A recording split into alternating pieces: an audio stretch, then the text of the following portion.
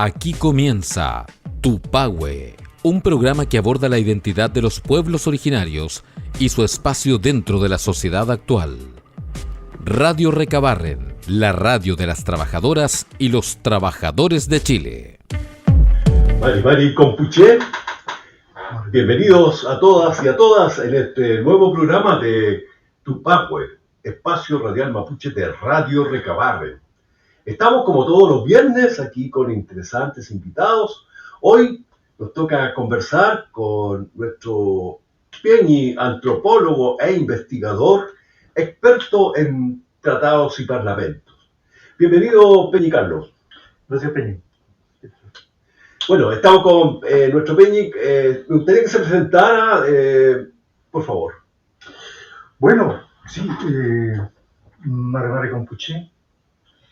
Ya, bueno, como decía Peñi, sí, yo soy antropólogo. Sí, he trabajado desde varios años. Vengo trabajando el tema de los tratados y los parlamentos mapuche. Vengo trabajando el tema de la política mapuche. Y bueno, mucho he aprendido, digamos, estos últimos años, estando con los loncos allá en la Araucanía. Bueno, allá nos hemos encontrado un par de veces. Lo de Yumbel que se hizo esta última vez, en este año, en el Bicentenario, sí, fue un proceso, digamos que veníamos trabajando más o menos del 2018, trabajando en diversas zonas de la Araucanía. Y sí, en el mundo, en el espacio de allá, bueno, ahí uno es alumno, digamos, sí. Uno va a aprender allá a estar en contacto porque es el espacio donde la sociedad mapuche hace la política, ¿ya? Y ese espacio, digamos, en las conversaciones con los loncos, ha sido muy enriquecedor, digamos, para ir fortaleciendo todo lo que durante los años anteriores he venido trabajando en torno a la investigación de los tratados. Esa investigación de los tratados me llevó a estar en diferentes archivos. En Berlín, por ejemplo, trabajé varios años en Berlín, en el archivo, y allí encontré el Parlamento de Quilín, de 1641, en microfilm. Los originales que ellos tenían me mandaron una carta y me dicen, lamentablemente por situaciones de guerra es imposible, están destruidos. ¿Ya? Están reconstruidos. Claro. Entonces estaban solamente en microfilm, pero los originales estaban destruidos. Entonces, otros parlamentos encontré en Holanda, otros parlamentos en España, en el Archivo de Indias, en el Archivo del Vaticano, en Argentina. Entonces ha sido una búsqueda que todavía no está acabada, pero más o menos que fortalece de que la sociedad mapuche ha hecho tantos parlamentos y tantos tratados que uno puede resumir, es una sociedad que dialoga. Una sociedad que sabe dialogar, que sabe tomar acuerdos, y también sabe hacer la guerra, ¿ya? Y la relación que hubo con los españoles fue una relación muy intensa, de mucha guerra, ¿cierto? Los 100 primeros años de guerra. No olvidemos de que esta pequeña capitanía general, digamos, se había transformado en el cementerio de los españoles para el 1614, posterior al parlamento de Paikaví. Eran 20.000 los soldados muertos españoles acá, que más o menos significa un muerto por mes desde que llegaron, ¿ya? Y eso era inédito en toda la América, ¿ya? Además, murieron 2 gobernadores, Pedro de Valdivia, en manos de los mapuches, Pedro de Valdivia, y 40 o 50 años después, Óñez de Loyola, ¿ya? Entonces, los tratados que se hicieron fueron espectaculares. El tratado de Quilín, donde se reconoce la independencia, digamos, de la sociedad mapuche, se fija territorio, 1648, 1647, viene otro parlamento, viene un veedor, digamos, del Perú a realizar otro tratado general, digamos, con los mapuches, y liberan a los presos políticos, a los presos mapuches, y con ellos hacen los tratados. Ya. Lección para el futuro, para el presente, ¿ya? Entonces sí, la experiencia esta de haberme, hace más de 20 años que llevo trabajando en el tema de los parlamentos, ha sido una experiencia muy interesante para mí y día a día sigo aprendiendo en torno a esto, y eso es cuando estoy con los loncos y en las comunidades mapuche. Y todo esto en relación también, Peñi, a los 200 años que celebramos ahora recién en enero del año 2025. Y justamente ahí el interés nuestro como Tupagüe, Espacio Radial Mapuche, es conversar con usted, porque también participó ahí, fue uno de los exponentes más espectaculares que tuvimos en relación a explicar lo que hoy día estamos conversando, el tratado, la época en que se firmó, los actores que estuvieron, y fue convocado esto justamente por una nueva forma de poder dar a conocer a la sociedad en su conjunto el valor que tienen nuestras autoridades ancestrales. Hoy día quizás en tiempos modernos estamos, con nuevas estructuras de liderazgo. Tenemos hoy día liderazgo que van desde la ley indígena, que justamente organiza a la población indígena con asociaciones y comunidades. Hablamos de loncos y autoridades ancestrales, estamos hablando de un periodo, ¿cierto?, antes de la República, de la naciente República. Y ahí interesante, Peñi, el poder también en ese mismo contexto que de la introducción que usted hizo, es saber en esta participación de los 2 años, los elementos como la escritura, o sea, el análisis que podemos hacer, cuál era el fundamento o el corazón de lo que se planteó en ese tratado, que en cierta medida para el pueblo mapuche, y lo que pocos conocemos respecto al tratado y a los parlamentos que se firmaron tanto con la corona española como con la República de Chile. Podríamos decir que fue el primer tratado que firmó con las autoridades de la República, o ya venían anteriormente con la corona, porque son 2 instancias de jurisdicción distintas.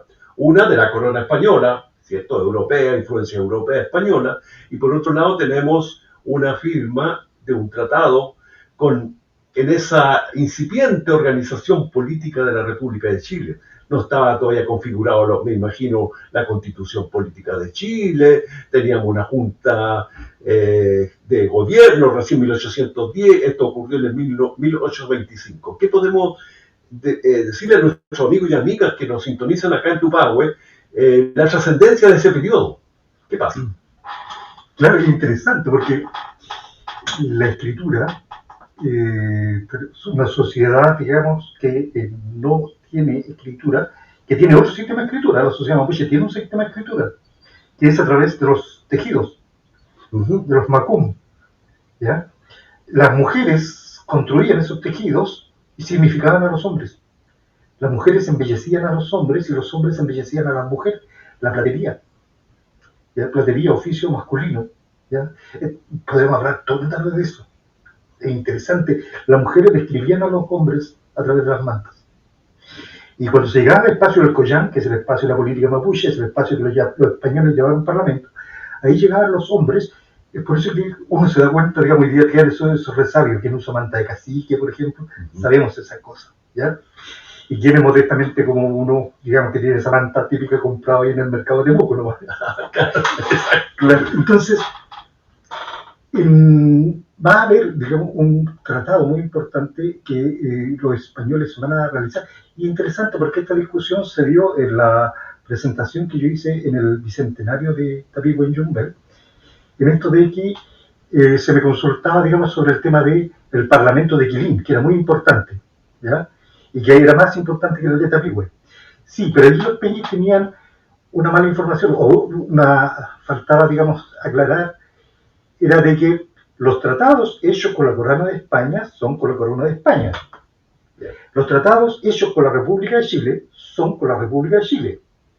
Los tratados que se realizaron con la República Argentina son con la República Argentina. No tienen nada que ver Chile, no tiene nada que ver España. Entonces, los tratados que la sociedad mapuche hizo con los holandeses son con los holandeses y con la... Esa es parte de la autonomía del ser, del soberano mapuche, ¿ya? Entonces, cuando se termina, es interesante porque se va a llegar a Tapigüe, y cuando se hace el Tratado de Tapigüe, la capitulación número 1 va a decir, ¿ya? Y hacer cesar de todos los males que han afligido a la República en 14 años de guerra consecutiva. El capítulo número 1 va a decir que hemos tenido 14 años de guerra consecutiva. Si le sacamos los 14 años, vamos a llegar, era una semana de 1825, vamos a llegar a 1810. Entonces, ambas partes, en el Tratado de Tapigüe, señalan claramente de que cuando nace la República, nace en guerra contra los mapuches. Y los mapuches contra la República. ¿Por qué? Porque en virtud de todos los tratados y parlamentos que la sociedad mapuche había celebrado con la corona de España, los españoles, los mapuches, se debían asistencia militar recíproca, ¿ya? O sea, ser aliados frente a terceros. Y los mapuches fueron fieles a eso y lo cumplieron, ¿ya? No así, 80 años después, como decía don José Luis Coqueo, los españoles cuando invadieron el territorio mapuche no hicieron nada, diciendo de que hay un tratado con ellos que decía que si venía un tercero a atacarnos a nosotros, debían apoyarnos, ¿ya? Entonces, va a partir por allí esta necesidad de la República, primero de ser reconocida como independiente, porque nadie la había reconocido, solamente Perú, digamos, pero también está en el mismo proceso de anarquía, de consolidación de la República, y va a ser Tapigüe. Los mapuches, en el acto de Tapigüe, reconocen a Chile, así como Chile reconoce a los mapuches, y reconocen las fronteras del Biobío, digamos, y los límites jurisdiccionales, el tema de quienes hacen justicia, se reconocen mutuamente, ¿ya? Y esto va a surgir más o menos desde 1820, durante las guerras que hubo para el sur, que Vicuña Maquena va a llamar la guerra a muerte. Esta práctica de la política se va a hacer en varias partes y se le van a llamar juntas. Ya van a haber juntas, y las juntas que siempre eran tratados locales, conversaciones locales, que en los caracteres más serios se iba a llamar parlamento. La República de Chile va a adquirir eso de los españoles, va a reconocer la importancia de la política que se había hecho anteriormente con la corona, y va a entender de que para pactar o hacer la paz con la sociedad mapuche era necesario un tratado, era necesario un parlamento, y era necesario entrar en el espacio de la política mapuche, ¿ya? Es por eso que desde 1822 el gobierno de O'Higgins va a través, posteriormente de la Marina, van a proponer realizar un parlamento con los mapuches para redención de familias prisioneras, que se hablaban de 25.000 familias prisioneras. Yo creo que es mucho, ¿eh? Pero bueno, así habla el texto, así habla la propuesta del tratado. Es así como se va discutiendo en el Congreso Nacional, ¿ya? Se habla de adecuar el tema del sistema de fuertes en la Araucanía, ¿ya? Y firmar la paz, ¿ya? Esos eran los tres objetivos que la Marina propone al Ejecutivo y al Congreso Nacional para realizar un parlamento con los mapuches.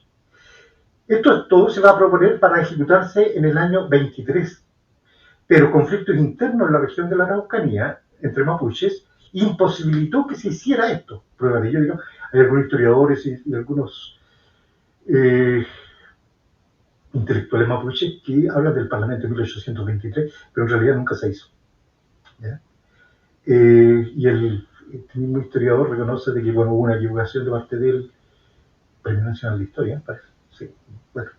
O sea, yo no es que quiera hablar más de esta persona, pero solamente del hecho, digamos, de que ahí hay una equivocación en torno a lo que se dio de eso, porque el Parlamento de Tapigüe finalmente se concretó del 5 al 7 de enero de 1825. Oficialmente, así se legitimó en presencia de gran cantidad de representantes de autoridades de la República de Chile y gran cantidad de representantes de los LOC mapuches. liderado por un Peñi. ¿Cómo se llama el Peñi que lideraba ese proceso? Mariluán. Pero es interesante, ¿sabes por qué? Porque uno de los... la sociedad que se estaba constituyendo, la República, era una sociedad, ¿cierto?, con una minoría en el poder. ¿Ya? Y esa minoría en el poder buscan al líder, al presidente, al jefe. ¿Ya? Entonces, frente a una sociedad en donde el poder radica en el conjunto, no es una figura, no es un liderazgo, no es el Estado. ¿Ya? La sociedad mapuche no permite que una minoría se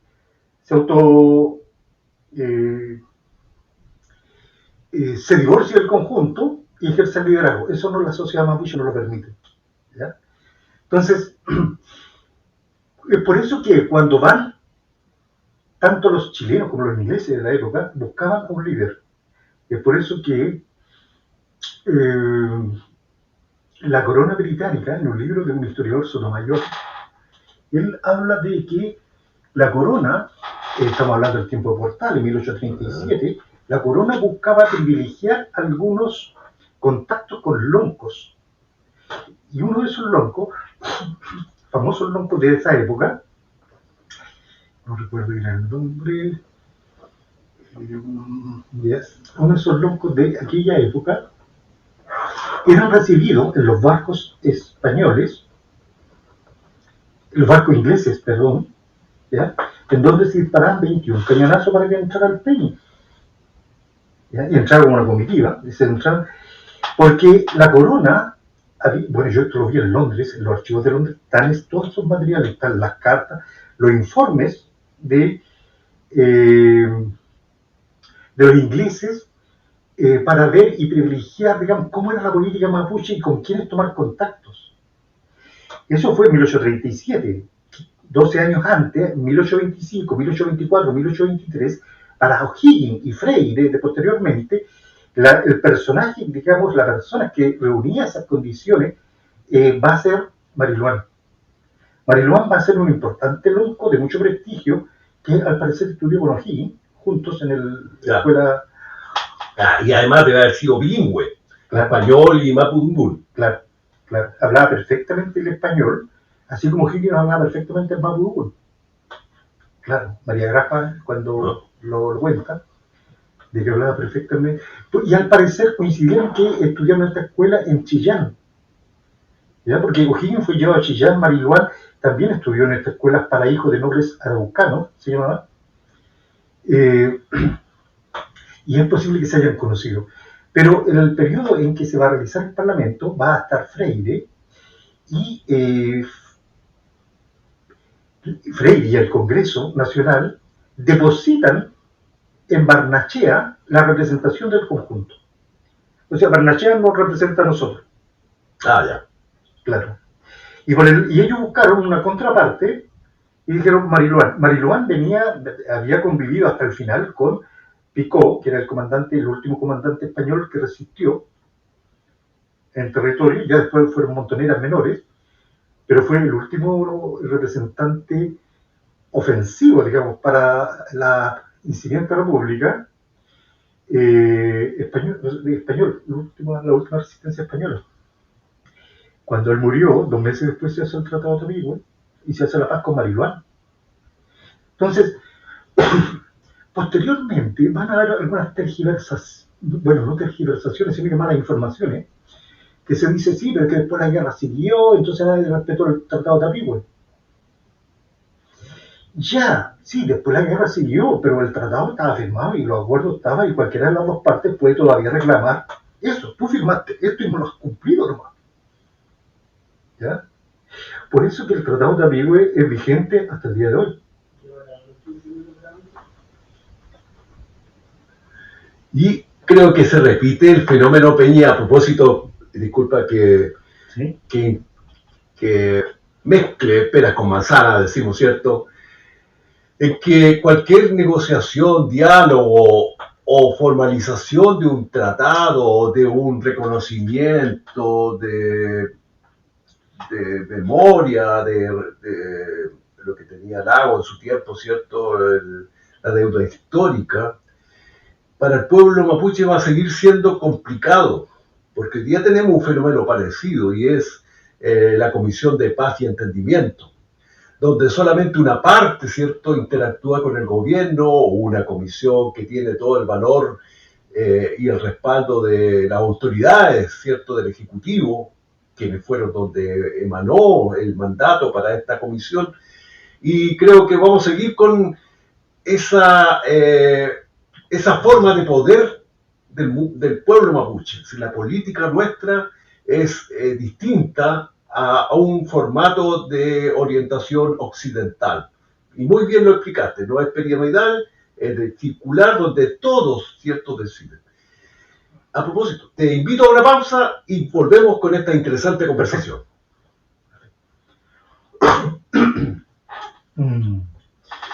Interesante. Claro. ¿No podemos hacer el equivalente? ¿O no? ¿O estamos en un proceso todavía con la Comisión de Paz y Entendimiento? No, cuando quieran. ¿Estamos en la pausa? Sí, para... Ya, ya. Estamos de regreso en Tupahue, espacio radial mapuche de Radio Recabarren. Aquí conversando con nuestro Peñi, Carlos Contreras Painemal, antropólogo, investigador, experto en parlamentos y tratados. Estamos conversando justamente del Tratado de Tapigüe y cortamos justamente con la pausa. Claro, estamos viendo, digamos, el tema, ¿cierto?, de esta comparación con la situación actual, la Comisión de Paz y Entendimiento. Sí, estamos en situaciones similares que del comienzo. Mira, y te lo pregunto lo siguiente.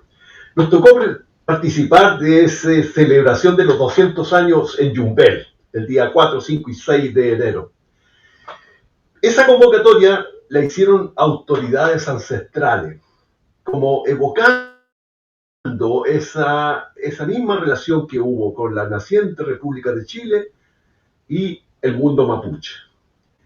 Y ahí una de las ideas, creo que fue muy buena idea, el equiparar, ¿cierto?, una situación de igual estatus de autoridades ancestrales versus un tratado que hoy día está vigente, a propósito de la resolución que se firmó ahí en ese encuentro político histórico.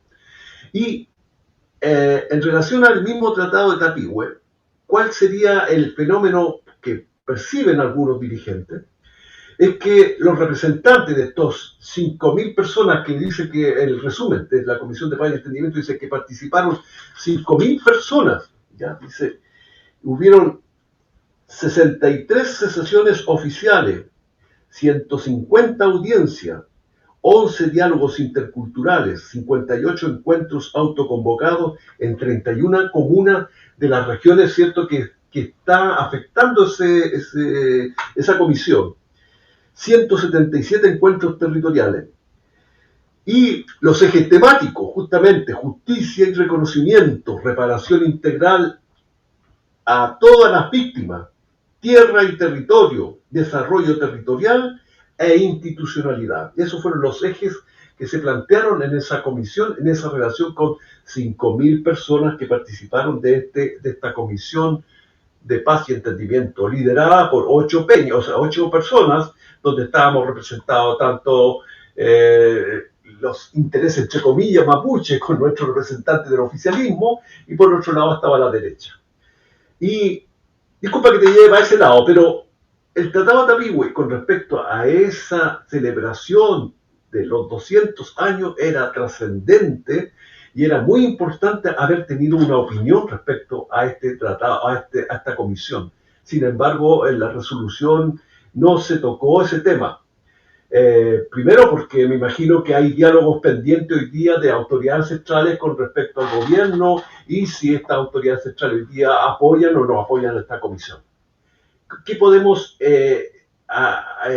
¿Alguna línea de coordinación o de que sea sensible materia del tratado de hace 200 años en relación al fenómeno que se produce hoy día, año 2025, con un Estado de Derecho, con una zona militarizada, con presos políticos mapuches, porque aquí el tratado también habla de presos. O sea, tú dices, mira, fueron los que negociaron, eran los que estaban presos, justamente por ser rebelde ante un gobierno que no estaba todavía establecido en el territorio. Bueno, claro, interesante, sí. Tal como lo dice el primer artículo, después de 14 años de larga y consecutiva guerra, sí, eso no ha parado.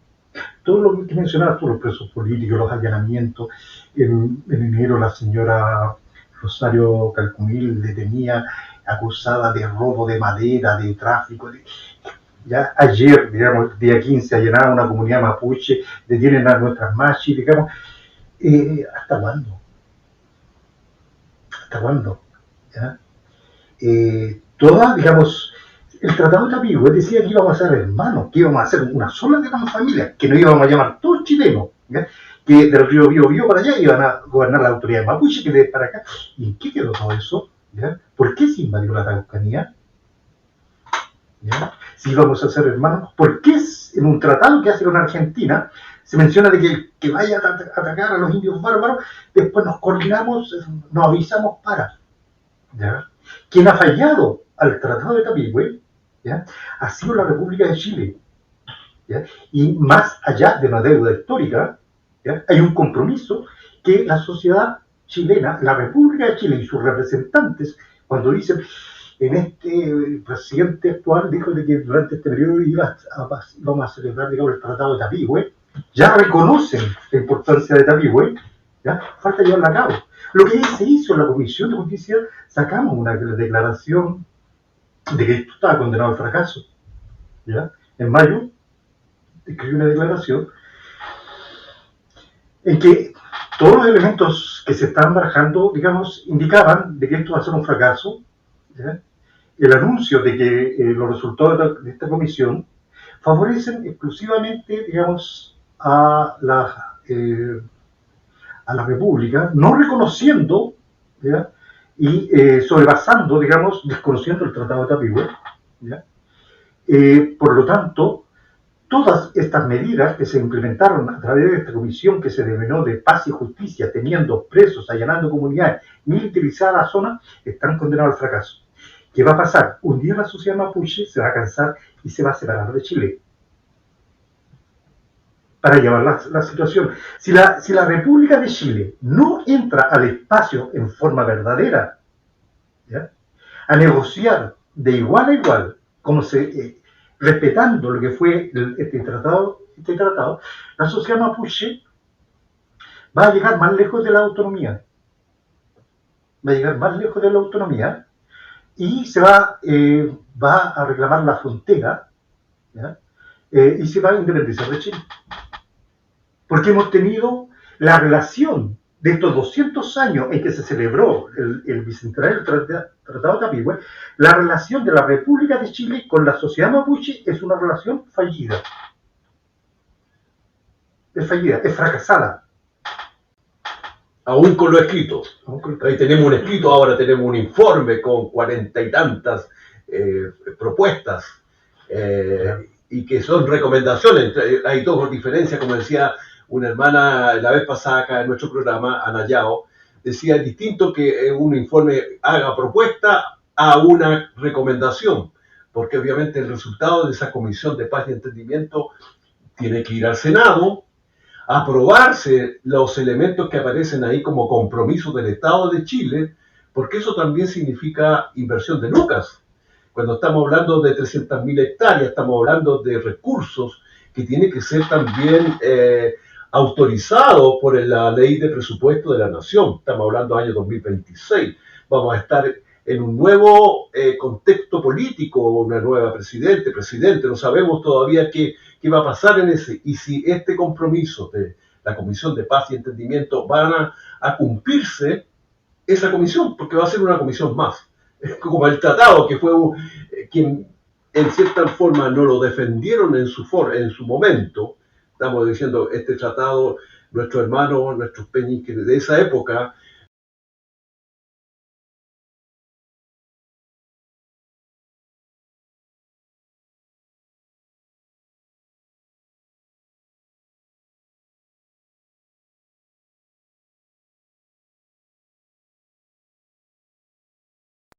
siguió el ambiente bélico en cierta forma. Sí, es que el tratado, a ver, el argumento le dice eso, sí, pero en el año 1825, a fines del año 1825, y ya Mariluán estaba peleando de nuevo y estaban en guerra, y quiere decir que no lo cumplieron, ¿ya? Pero en 1826, la República de Chile discute resuelve el Tratado de Tamihue. En 1826, en marzo, decretan, referido a las capitulaciones con el cacique Mariluán,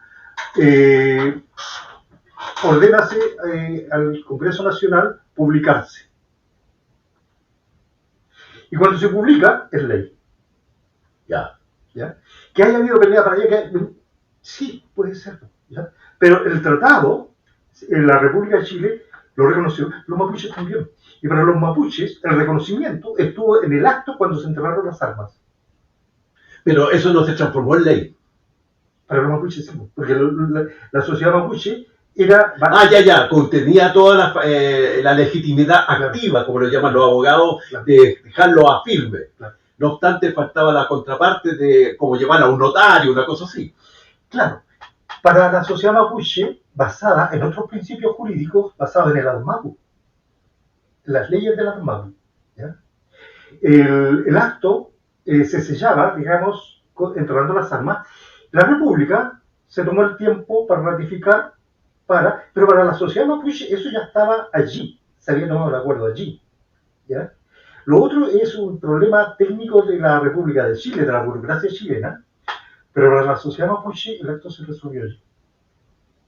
¿Ya? Eso no es, tan gravitante no es, pero digamos, lo gravitante para la República cuando hoy día se quiere desentender es que lo aprobó y que eso en Chile era una ley. Ese tratado es una ley que debe cumplirse, que está vigente.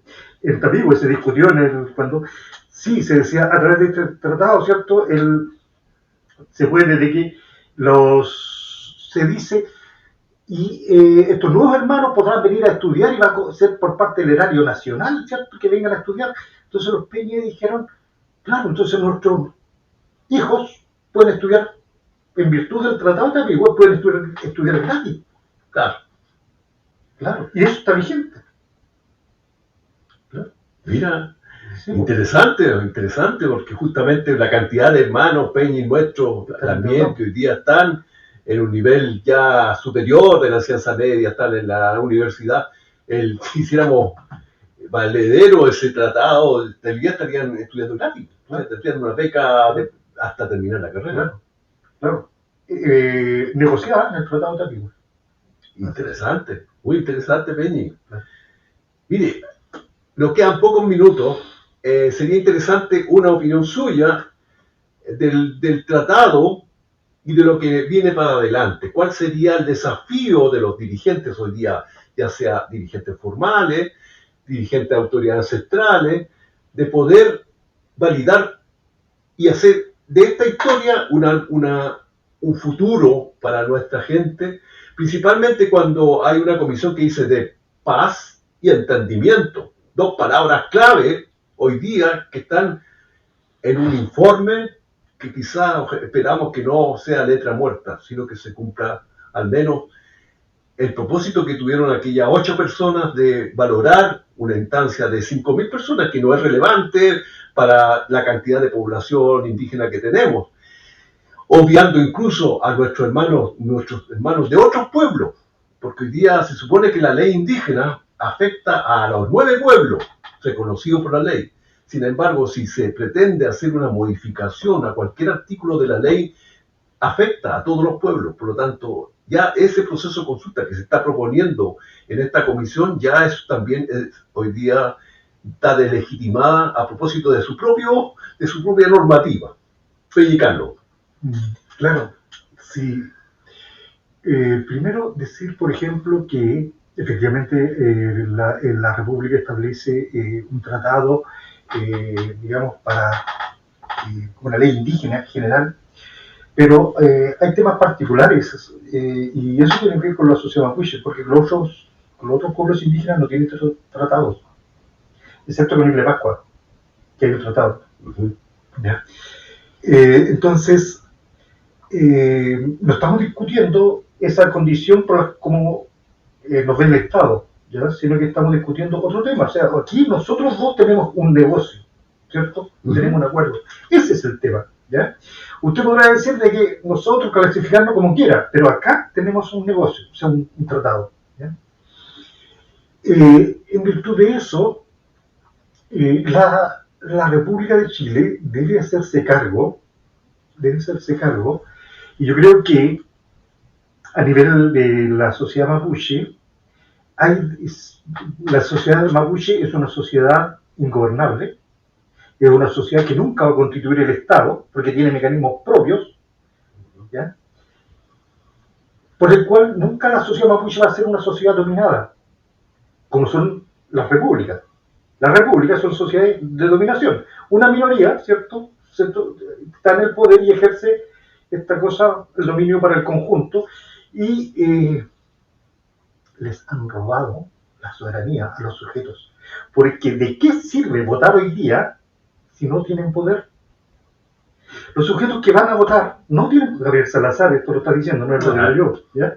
Gabriel Salazar está diciendo, le han quitado el poder a los ciudadanos. Tienen un montón de derechos, pero no tienen el poder. Y cuando van a votar, lo llevan al espacio privado, ahí al lugar, a las cámaras oscuras, donde no se te ve y donde tú allí en forma anónima.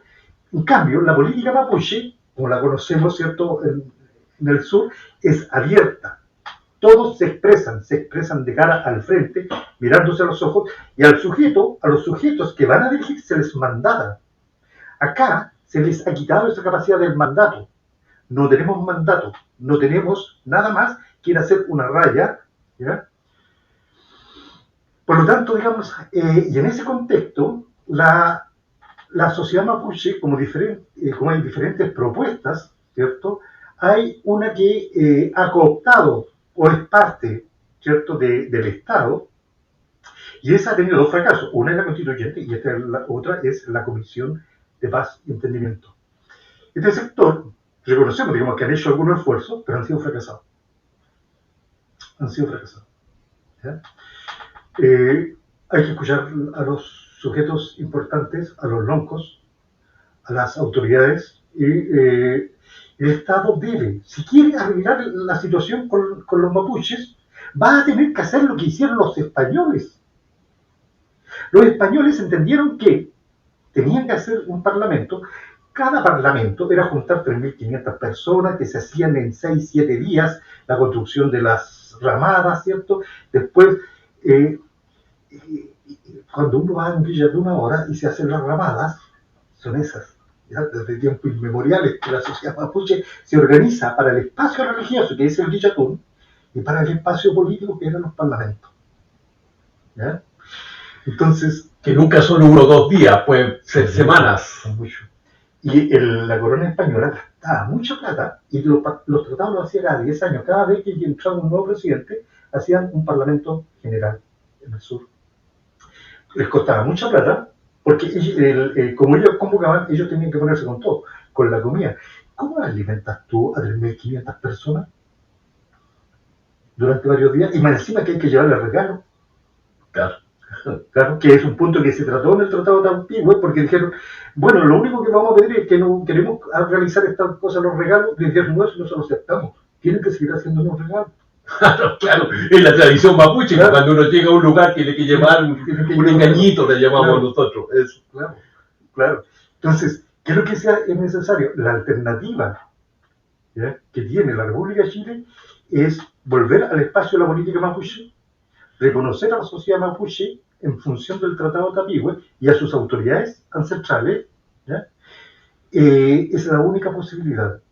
Yo no sé si ya estamos a tiempo, todavía estamos a tiempo, porque yo lo vengo diciendo, bueno, yo tampoco soy nadie muy importante, pero lo diga yo, lo puedo decir, será una opinión, pero desde los años 2000, desde que hicimos el Congreso en Alemania, el Congreso de Historia Mapuche, sí, que si esto no se hace, digamos, la sociedad mapuche un día se va a cansar y se va a separar de Chile.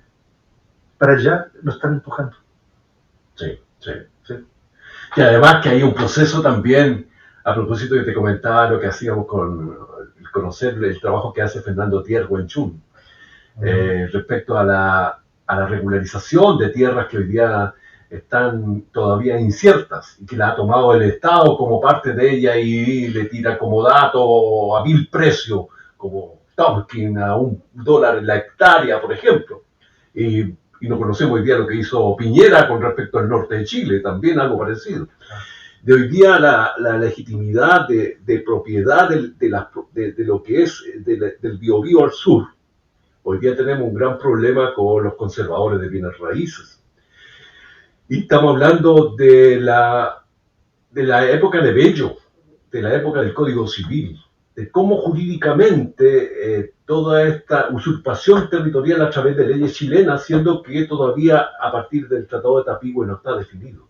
Por lo tanto, como decía un Peñi, oye, todo acto realizado por el Estado de Chile es nulo, partiendo de la autonomía del pueblo mapuche. Por lo tanto, dejar deslegitimado un proceso de república que en esos años todavía estaba formada con leyes, con código, no teníamos el código minero, no teníamos el código de agua, no teníamos el medio ambiente. Hoy día estamos en un sinfín de códigos que tratan de cautelar el interés económico de los grandes empresarios, en cierta forma. En ninguna parte hay una minúscula ley, que es la 19.253, que es nuestra ley indígena, quizás también muy debilitada por el convenio 169, que tampoco le hemos incorporado a estos tratados. Palabras finales, Peñi.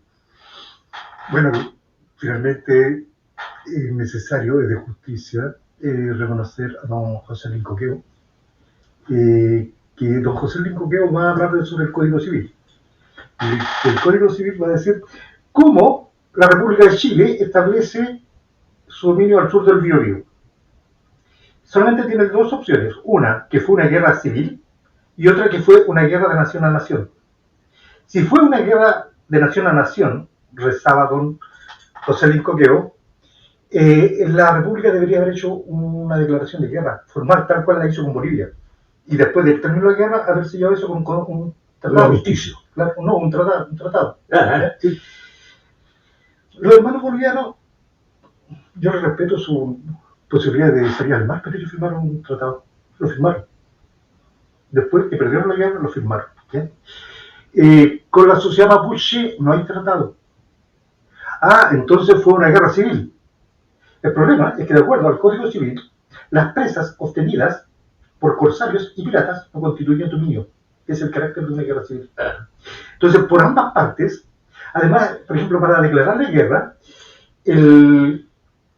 la República de Chile el Congreso debió facultar al gobierno, ¿ya? Y en realidad no se hizo. Fue la invasión a la Araucanía hecha por 4 personas: el presidente Pinto, Recabarren, el ministro del Interior, Vergara, el ministro de Guerra, y otro más que olvido, ¿ya? Y con la arrancada de tarros de Recabarren, que hizo una especie no de guerra riguista, sino que lo hizo vía casi, como decía un hermano nuestro, como de pato malo. O sea, se fue para allá como una especie de un terrorismo, porque no estaba mandatado por el Estado Mayor. Había renunciado. Claro. Además era el ministro del Interior, no sé, por ahí algo explicó. Renunció por 6 meses, renunció al gobierno, invadió la Araucanía. Entonces el sujeto que invadió la Araucanía no era de gobierno. Qué interesante, Peño. Esperamos tenerlo nuevamente, conversar interesantes temas como este, y creo que el tratado da para mucho, no solamente hoy día, quizás para próximamente llevar quizás cada uno de los artículos que son muy importantes, y ahí esperamos tenerlo nuevamente, Peña, acá en nuestro programa Tupahue, y compartir nuestra experiencia, ya sea, y muy contento de que usted como investigador hoy día esté también en el terreno ahí vivenciando cómo está yendo la mano de nuestros líderes, de nuestros dirigentes, y también favoreciendo y apoyando a nuestros loncos y nuestras autoridades centrales, que muchos de nuestros intelectuales actuales se van a los libros, a las bibliotecas, al internet, pero la realidad en la comunidad es distinta. Muchas gracias, Peñi. Nos vemos la próxima. Nos vemos, Peñi. Peucayán, con Puché. Con Puché. Peucayán. Esto fue Tupahue, un programa que aborda la identidad de los pueblos originarios y su espacio dentro de la sociedad actual. Radio Recabarren, la radio de las trabajadoras y los trabajadores de Chile.